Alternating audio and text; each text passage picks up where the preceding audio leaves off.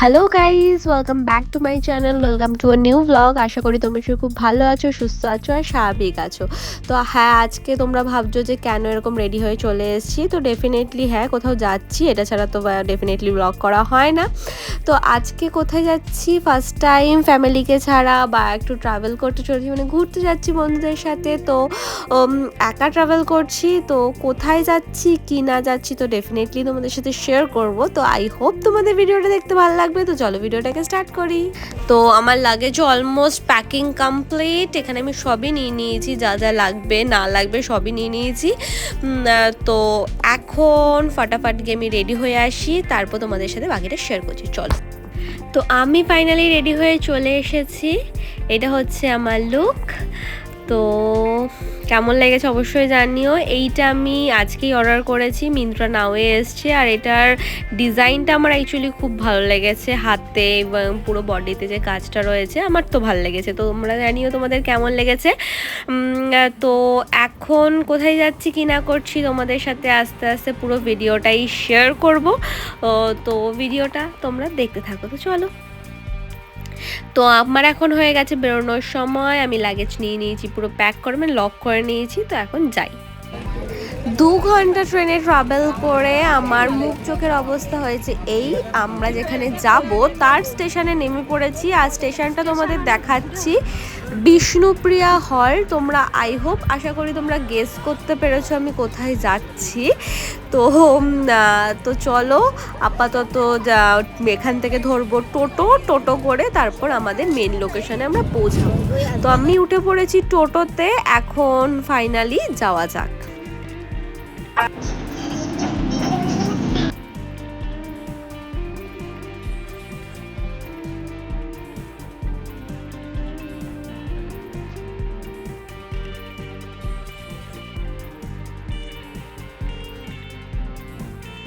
তো টোটো থেকে নেমে আমরা ফার্স্ট যেখানে আসলাম সেটা হচ্ছে ব্রেকফাস্ট করতে, কারণ বাড়ি থেকে সবাই আমরা না খেয়ে এসেছি। এটাই ছিল আমাদের দিনের প্রথম খাবার, যেটা হচ্ছে কচুরি আর ছোলার ডাল। তো আমরা চলে এসেছি ফেরিঘাটে, আর এই খাবার দোকানটা ছিল ফেরিঘাটের পাশেই, মানে বিষ্ণুপ্রিয়া হল স্টেশন থেকে টোটো করে আমরা ফেরিঘাটে চলে এসেছি। এখন আমরা উঠবো আর এখানে ফেরিঘাটে ছিল প্রচণ্ড ভিড়, ম্যাক্সিমাম মনে হয় সবাই যাচ্ছে মায়াপুরে। তো ভেতরে আমরা চলে এসেছি। ফার্স্ট লঞ্চটা আমরা করেছি অ্যাভয়েড, কারণ ওখানে প্রচণ্ড ভিড় ছিল। সেকেন্ড লঞ্চে আমরা উঠে পড়েছি, এখানে পেয়ে গেছি বসারও জায়গা।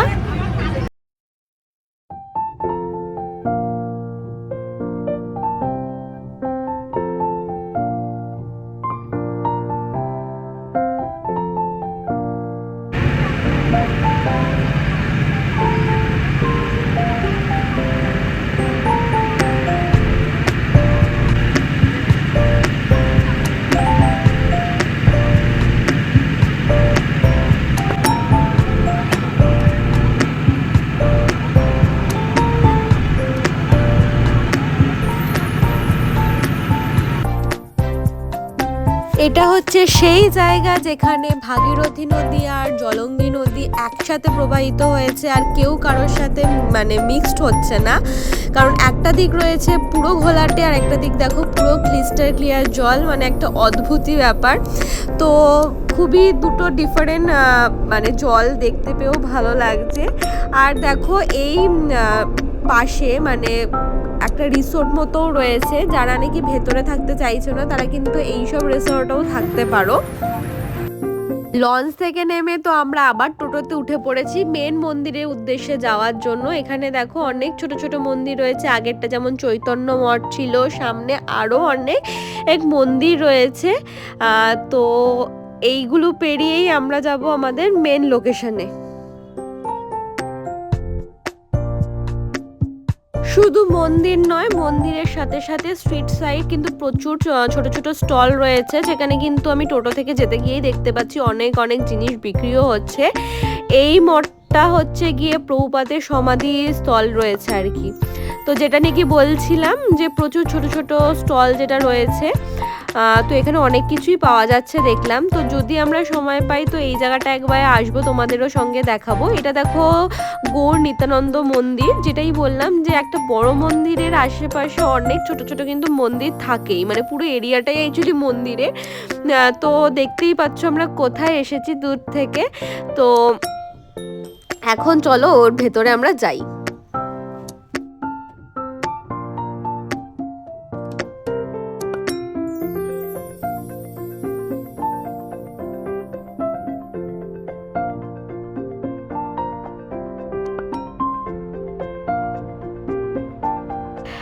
আর সামনে দেখো শ্রী চৈতন্য গৌড়ীয় সেবাশ্রম, এটাও কিন্তু একটা হোটেল মতো, যারা মানে চাইছো এখানেও কিন্তু স্টে করতে পারো, অবশ্যই বুকিংয়ের আলাদা সিস্টেম রয়েছে। তো আর এটা হতে চলেছে আমার ফেভারিট ভিউ, মানে আমি যতদিন এই মায়াপুরের ভিডিওগুলো দিতে থাকবো এই জিনিসটা তোমরা বারবার দেখতে পাবে। তো থেকে আমি নেমে পড়েছি আর এখন যাচ্ছি আমাদের মানে হোটেলের দিকে, যেটা মন্দিরের ভেতরেই, মানে গদা ভবনে আমরা থাকতে চলেছি কদিন। আর গদা ভবন থেকে মেন মন্দিরের ডিস্টেন্স খুবই অল্প, জাস্ট 5 মিনিটের মতো। তো আমরা এখন ওদিকেই যাচ্ছি। তো জাস্ট মেন এন্ট্রেন্স থেকে ঘুরেই ডান দিকে টার্ন নিয়ে এটা রয়েছে গৌর নিতাই ধর্মশালা, এখানে বাচ্চাদের পড়ানো হয় ডেফিনেটলি। আর আমরা ওই টার্নটা নিয়েই যাচ্ছি গদা ভবনের উদ্দেশ্যে। তো চলো।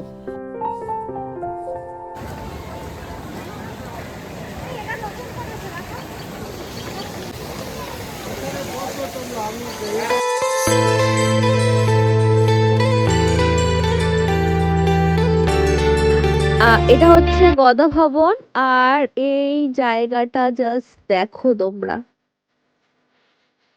কতটা সুন্দর। আর রাত্রেবেলা যখন আরো লাইটিং হবে দেখতে আরো বেশি ভালো লাগবে। আর এই গদা ভবন থেকে মন্দিরের ডিস্টেন্সটা কিন্তু অল্পখানি।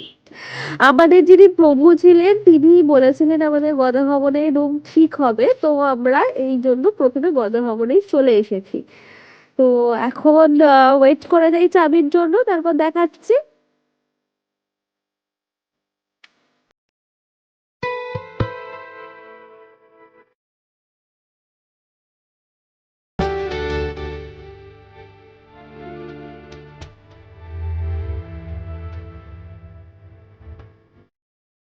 এটা হচ্ছে গদা ভবনের ভেতরটা, মানে গদা ভবনের মেন এন্ট্রান্স থেকে ঢুকে এটা হচ্ছে ওয়েটিং এরিয়া। এখানে টা দেখো জাস্ট একটা কি সুন্দর মানে দেখতে লাগছে। এখনের থেকেও যখন রাত্রেবেলা পুরো লাইটিং হবে তখন দেখতে আরো বেশি ভালো লাগবে। আর আমার অবস্থা হয়ে গেছে এরকম, পুরোপুরি এক্সহস্টেড আমি হয়ে গেছি।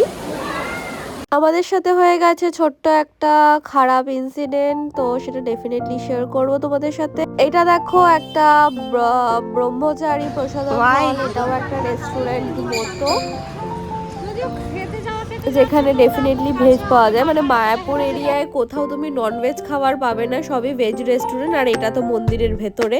তো মন্দিরের ভেতরে আরেকটা তোমাদের আমরা রেস্টুরেন্ট দেখাচ্ছি, সেটা হচ্ছে গোবিন্দাস প্রসাদম, এটাও কিন্তু একটা ভেজ রেস্টুরেন্ট মতো। তো এখানে ডেফিনেটলি আমরা খাবার ট্রাই করব, তো ট্রাই করে ডেফিনেটলি তোমাদের রিভিউ দেবো, এক না একদিন ডেফিনেটলি ট্রাই করব। তো এখানে রয়েছে একটা ছোট্ট পার্কের মতো, যেখানে বাচ্চা থেকে বয়স্ক সবাই খেলছে। আর সামনে দেখো গীতা ভবন। আর এ কদিন আমরা যে খাবারটা এখানেই খেতে আসবো, ব্রেকফাস্ট, লাঞ্চ অ্যান্ড ডিনার। মন্দিরের ভেতরে কিন্তু এখানে প্রচুর অনেক ভবন রয়েছে, মানে সবকটারই বুকিং প্রসিডিওর আলাদা আলাদা রয়েছে এবং ভাড়াও কিন্তু আলাদা আলাদা।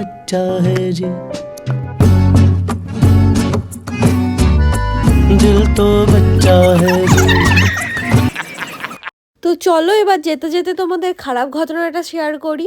যেহেতু আমরা এখানে এসেছিলাম একটা ইনভিটেশন পারপাসই, এখানে ট্রাইবাল কনভার্সনের একটা অনুষ্ঠান রয়েছে, তো সেখানে আমরা ইনভিটেশনে আমরা এসেছিলাম।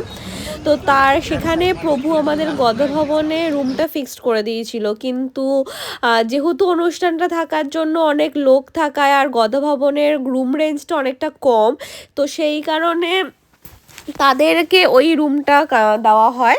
আর আমরা এখানে আমাদের রুমটা শিফট হয়ে যায় ঈশ্বরধান ভবনে। তো এই ঈশ্বরধান ভবনটা গদা ভবন থেকে একটু ভেতরে, মানে অনেকটা ভেতরের দিকে। আর এই ঈশ্বরধান ভবনটাও খুবই সুন্দর, বেশ অনেকটা এরিয়া জুড়ে রয়েছে। এটার রুম যেটা ছিল সেটা কিন্তু গদা ভবনের রেঞ্জ থেকে একটু বেশি ছিল। তো যাই হোক, কি আর করা যাবে।